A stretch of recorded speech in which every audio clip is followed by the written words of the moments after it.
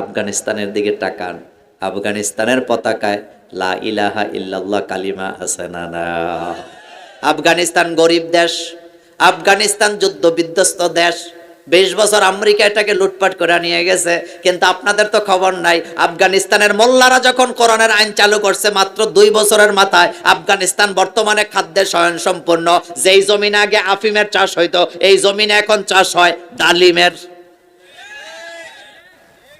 কে দিছে? কে দিছে?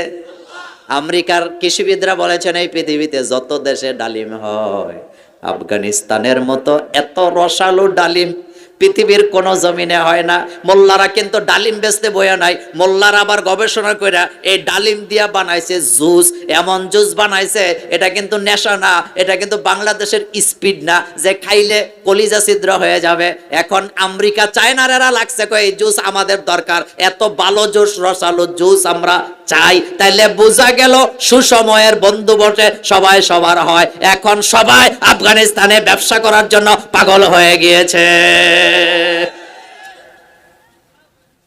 পৃথিবীর কৃষি বিজ্ঞানীরা বলেছেন এর আগে পৃথিবীর কোন জমিনে এত রসালো ডালিমের চাষ হয় নাই। কেমনে সম্ভব হয়েছে? কারণ আফগানিস্তানের কালিমায় আছে লা ইলাহা লা ইলাহা লা ইলাহা ইল্লাল্লাহু মুহাম্মাদুর রাসূলুল্লাহ। শুধু তাই নয়, আমেরিকার প্রকৌশলীরা, ইঞ্জিনিয়ারেরা 17 বছর চেষ্টা করে যে টানেল তৈরি করতে পারে নাই, উদ্বোধন করতে পারে নাই, ভাঙ্গা চুরা পড়েছিল। মোল্লারা মাত্র 1.5 বছরে আফগানিস্তানের টানেল উদ্বোধন করে বুঝাই দিছে মোল্লাদের মাথা দুনিয়ার প্রযুক্তির চাইতে আরো উপরে আছে না না? আফগানিস্তানের এক প্রদেশ থেকে আরেক প্রদেশে যাইতে একটা টানেল আছে পাহাড়ের ভিতর দিয়া। টানেল বুঝেন তো?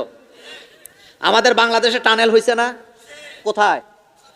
হ্যাঁ, এবার বুঝছেন। এই টানেলের কারণে আফগানিস্তানের এক প্রদেশ থেকে আরেক প্রদেশের যাতায়াত ব্যবস্থা কমছে 302 কিলোমিটার। কয় কিলোমিটার? আমেরিকা 17 বছর চেষ্টা করে পারে নাই। আফগানের মোল্লারা 1.5 বছর এটা উদ্বোধন করছে গত মাসে। এখন আপনার কাছে আমার প্রশ্ন, সততা থাকলে উন্নয়ন বাড়ে না কমে? আর ইঁদুরের গাতার মতো যদি ফসল চুরি হয়ে যায় তাহলে জমিনের মালিকের কষ্ট কপালে আছে না না?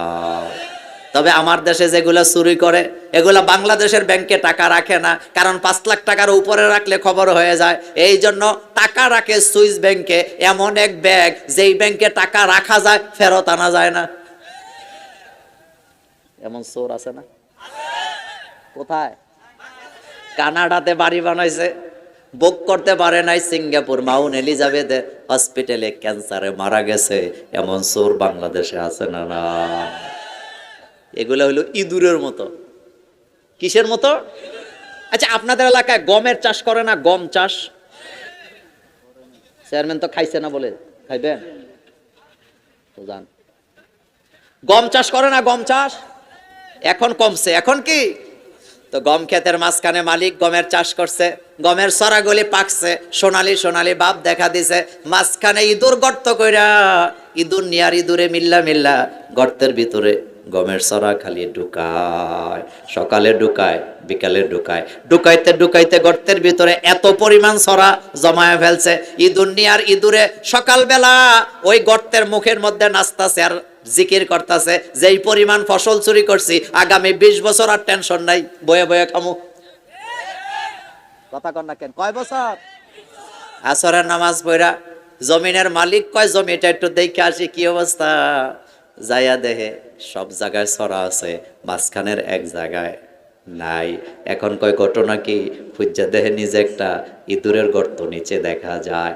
যখন ইঁদুরের গর্ত দেখছে, এখন ইঁদুর আর ইঁদুর নিত ভিতরে অনেকগুলো ছড়া নিয়ে বসে আছে। এই চিন্তায় যা চুরি করছে 20 বছর খামো।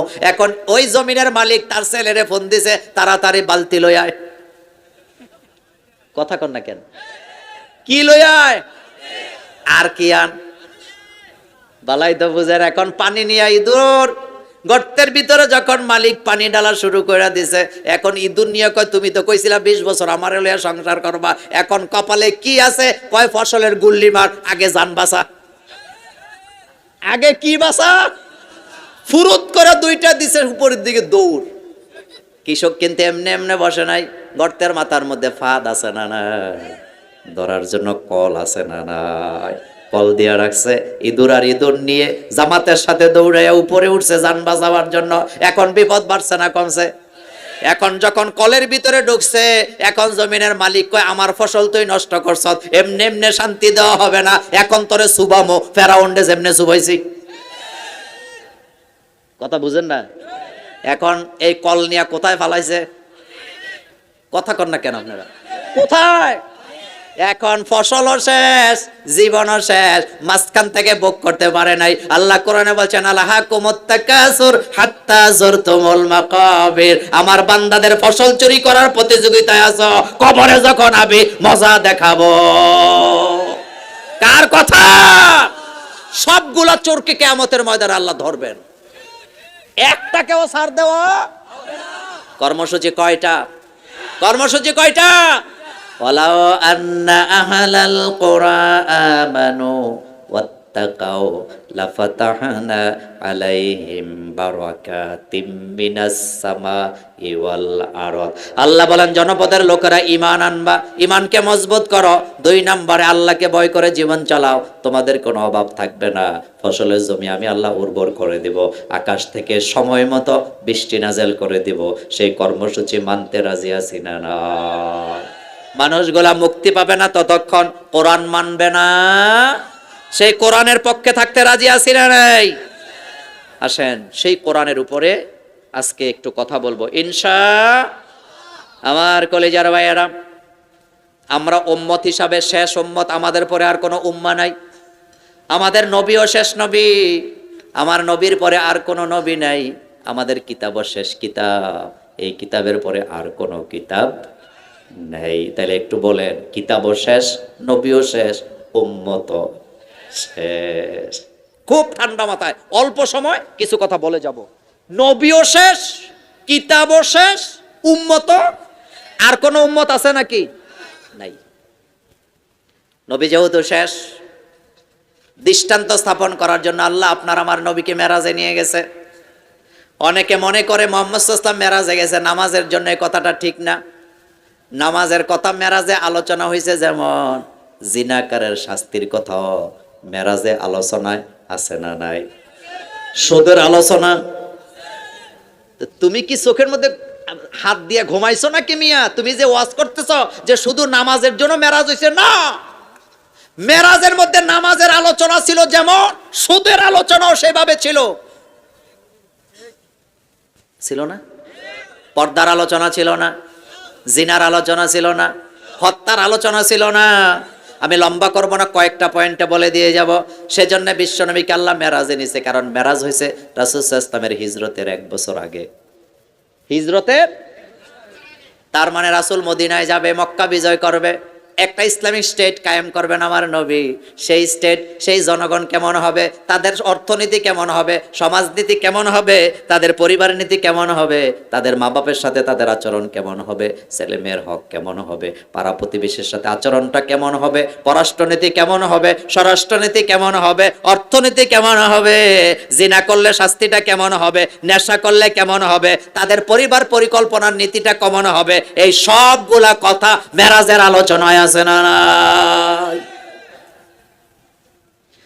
এইজন্য আল্লাহ পাক বলছেন সুবহানাল্লাযী আসরা বিআবদিহি লাইলাম মিনাল মাসজিদিল হারামি ইলাল মাসজিদিল আকসাল্লাযী বারাকনা হাওলাহু লিনুরিয়াহু মিন আয়াতিনা। আল্লাহ রাব্বুল আলামিন বলেন, আমি আমার নবীকে সুবহান, যিনি পুত পবিত্র, আল্লাযী, যিনি আসরা ভ্রমণ করিয়েছেন, বিআবদিহি, তার বান্দাকে, লাইলান, রাতের অংশে, মিনাল মাসজিদিল হারাম, মসজিদে হারাম থেকে, ইলাল মাসজিদিল আকসা, মসজিদে আকসা পর্যন্ত। এখন আপনাদের কাছে আমার প্রশ্ন, বিশ্ব নবীকে আল্লাহ মেরাজ করাবেন, মক্কা থেকে প্রথম আকাশে নিলে পারতেন, কিন্তু আগে নিয়ে গেলেন বাইতুল মুকাদ্দাসে, জেরুজালেম। কারণটা কি? তার কারণ হলো আল্লাহ যদি ডাইরেক্ট মুহাম্মদ সাল্লাল্লাহু আলাইহি ওয়াসাল্লামকে মেরাজের রাত্রে প্রথম আকাশে নিয়ে যেতেন, মক্কার লোকেরা যাচাই করতে পারতো না, কারণ প্রথম আকাশে তো কেউ যায় নাই। সেজন্যে জেরুজালেম যাওয়ার মতো কুরাইশদের মধ্যে অনেকেই ছিলেন, তারা যাতে যাচাই করতে পারে, সত্যতার প্রমাণ পায়, সেজন্য বিশ্বনবীকে মক্কা থেকে বাইতুল মুকাদ্দাসে সবার আগে নিয়েছেন কে? ওই হাদিস আলোচনাটা আমি করব না, আমি অন্য পয়েন্টে কথা বলবো, একটু খেয়াল করেন। রাসূল করিম সাল্লাল্লাহু আলাইহি ওয়াসাল্লামকে আল্লাহ মক্কা থেকে কোথায় নিলেন? জেরুজালেম, মসজিদে আকসায়। রাসূল যেই জায়গায় যায়া বোরাকটা বাঁধছিলেন, ওই জায়গা এখনো আছে না নাই? গুগলে ঢুকলে আপনি পাবেন, জায়গাটা এখনো আছে। আমার কলেজের ভাইয়েরা, রাসূল যখন মেরাজ থেকে আইছে, কুরাইশের নেতারা বলতেছে, মুহাম্মদ সাল্লাল্লাহু আলাইহি ওয়াসাল্লাম, তুমি যদি বলতা মক্কা থেকে আকাশে গেছো, যাচাই করতে পারতাম না। তুমি বলতেছো মসজিদে আকসায় গেছো। নবী বলছেন, সাল্লাইতু রাকাতাইন, আমি মসজিদে 2 রাকাত নামাজ আদায় করেছি। এখন বলা হইতেছে, নবী মুহাম্মদ, তুমি যদি বাইতুল মুকাদ্দাসে 2 রাকাত নামাজ আদায় করে থাকো, তাহলে বলো দেখি মসজিদে আকসার দরজা কয়টা, জানালা কয়টা? হাদিসের সনদ সহি। হাদিসের সনদ কি? সহি সনদ। রাসূলকে কুরাইশের কাফেররা, নেতারা জিজ্ঞেস করতেছে, মুহাম্মদ, তুমি যদি বাইতুল মুকাদ্দাসে নামাজ পড়ে থাকো, বলো তো দরজা জানালা কয়টা? আল্লাহ রাসূল চুপ হয়ে গেছে। রাসূল কথা বলে না ততক্ষণ, জিব্রাইল বলে না যতক্ষণ, জিব্রাইল কথা বলে না ততক্ষণ, আল্লাহ বলে না। কবির ভাষায়, মোহাম্মদ হারগিজ না গুফতা তানা গুফতা জিব্রাইল, মোহাম্মদ হারগিজ না গুফতা তানা গুফতা জিব্রাইল, জিব্রাইল হারগিজ না গুফতা তানা গুফতা রাব্বুল জলিল। মুহাম্মদ সাল্লাল্লাহু আলাইহি ওয়াসাল্লাম গুফতগু করেন না ততক্ষণ, জিব্রাইল আমিন বলে না যতক্ষণ, জিব্রাইল আমিন গুফতগু করে না ততক্ষণ, আল্লাহ বলে না যতক্ষণ। তাইলে বোঝা গেল আল্লাহর কথাই মুহাম্মদ সাল্লাল্লাহু আলাইহি ওয়াসাল্লামের কথা। এবার রাসূল চুপ। আল্লাহ জানায় দিলেন, হাবিব আপনি চুপ হবেন না, আপনি কথা বলবেন, আমার জিব্রাইল আপনাকে বাইতুল মুকাদ্দাসটা ধরবে, আপনার চোখের সামনে ঘোরাবে, আপনি দেখবেন, আপনি গণবেন, আপনি গনে গনে বলে দিবেন। আল্লাহ রাসূলের সামনে জিব্রাইল আমিন বাইতুল মুকাদ্দাসটাকে উঠায় ধরলেন, এক একটা সাইড ঘোরাচ্ছেন। আল্লাহর নবী কয়টা দরজা, কয়টা জানালা, কয়টা খিলান আছে, সবগুলা গনে গনে বলে দিলেন। এখন কুরাইশের নেতারা কয়, মুহাম্মদ সাল্লাল্লাহু আলাইহি ওয়াসাল্লাম, তুমি একটা জাদুকর, তুমি একটা। এখন আসেন, আমি একসাথে সিরিয়াল ভাবে বলবো না, সেই মেরাজের আলোচনার ভিতরে গুরুত্বপূর্ণ একটা কথা ছিল আমার কলেজের ভাইয়েরা। আল্লাহ রাব্বুল আলামিন সেখানে বলেছেন, ওয়ালা তাকতুলু আওলাদাকুম খাশিয়াতা ইমলাক। আমি কিন্তু বলছি সিরিয়াল ভাই বলবো না, গুরুত্বপূর্ণ কয়েকটা বলে দিয়ে যাই, সবগুলাই গুরুত্বপূর্ণ। মেরাজের কর্মসূচির ভিতরে একটা ছিল, ওয়ালা তাকতুলু আওলাদাকুম খাশিয়াতা ইমলাক। খবরদার নিজের সন্তানগুলাকে রিজিকের ভয়ে হত্যা করে দিও না। নাহনু নারযুকুহুম ওয়া ইয়্যাকুম, তাদেরকেও আমি রিজিক আমি দেই, তোমাদেরকেও রিজিক আমি দেই। আল্লাহ বলতেছে, খবরদার রিজিকের ভয়ে সন্তান হত্যা করো না। আর আমার দেশে মহিলারা স্লোগান দেয়, ছেলে হোক মেয়ে হোক দুইটাই যথেষ্ট, একটা হইলে আরো বালা। দুইটা সন্তান হওয়ার পর থেকে মায়া বড়ি খাইতে খাইতে খাইতে খাইতে খাইতে খাইতে নিজের পেটটাকে সরপরায় লাইছে, এমন মহিলা আছে না? না, কথায় মনোযোগ দেন, একটা কথা মনে রাখবেন, আল্লাহর কাছে আওয়াই লাগবে। কথাটা এভাবে কেন বললাম, আমাদের কুমিল্লাতে একটা ভাষা আছে, গাদা পানি খায় তবে,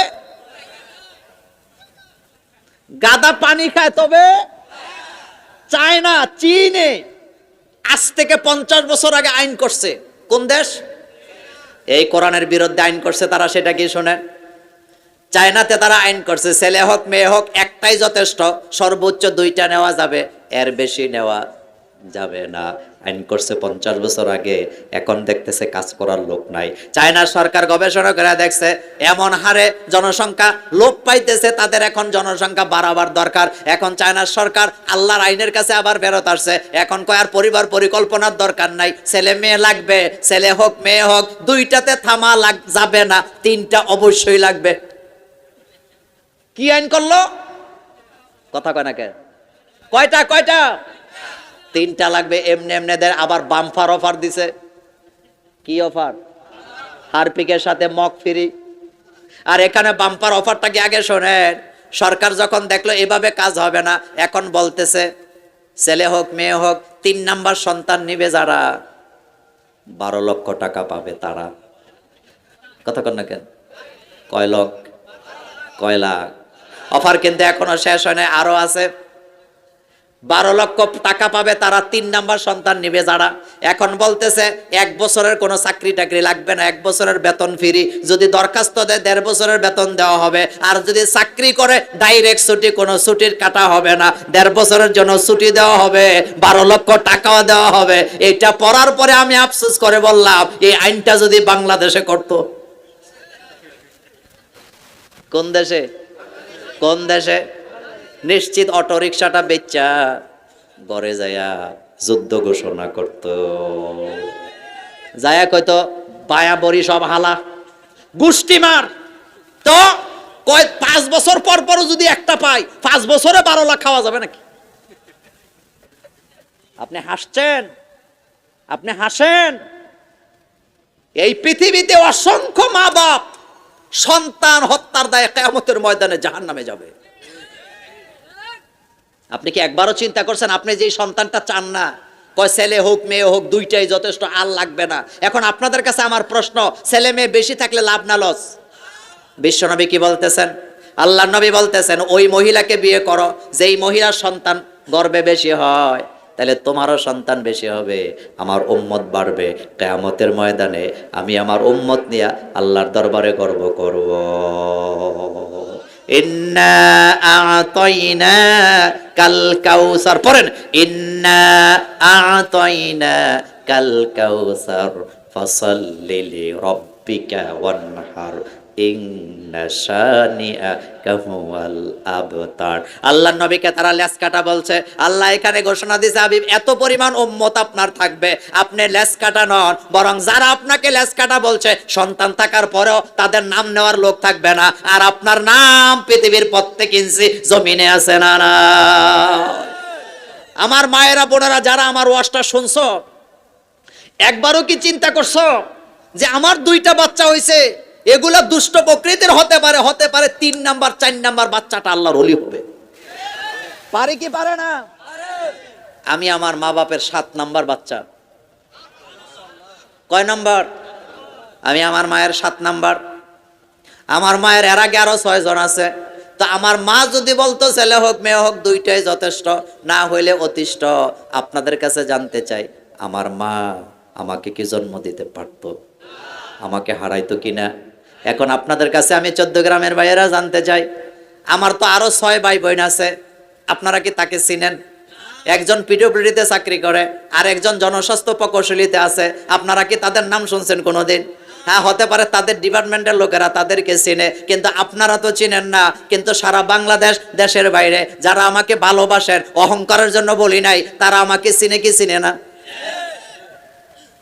মায়ের রেহেমের ভিতরে কি বাচ্চা আছে আপনি জানেন না। ও আমার মায়েরা বোনেরা বাপেরা, আপনার আগে 4টা সন্তান আছে, 5 নাম্বার সন্তান আপনি নিতে চান না। হতে পারে 5 নাম্বার সন্তানটা চেয়ারম্যান হবে, এমপি হবে, মন্ত্রী হবে, আলেম হবে, হাফেজ হবে, আল্লাহর ওলি হবে। পারে কি পারে না? এখন আপনাদের কাছে আমার প্রশ্ন, আমাদের এই বাংলাদেশের স্বাধীনতা স্থপতি, 1000 বছরের শ্রেষ্ঠ বাঙালি বঙ্গবন্ধু, তিনি আব্বা আম্মার কয় নাম্বার সন্তান? বঙ্গবন্ধু সৈনিকেরা চুপ কেন? কয় নাম্বার? কয় নাম্বার? 3 কথা মনোযোগ। বঙ্গবন্ধু কিন্তু বাপ মার 1 নাম্বার সন্তান না, 1 নাম্বারে হয় নাই, 2 নাম্বারে হয় নাই। বঙ্গবন্ধুর জন্ম হয়েছে মা বাপের ঘরে কয় নাম্বারে? 3 নাম্বারে।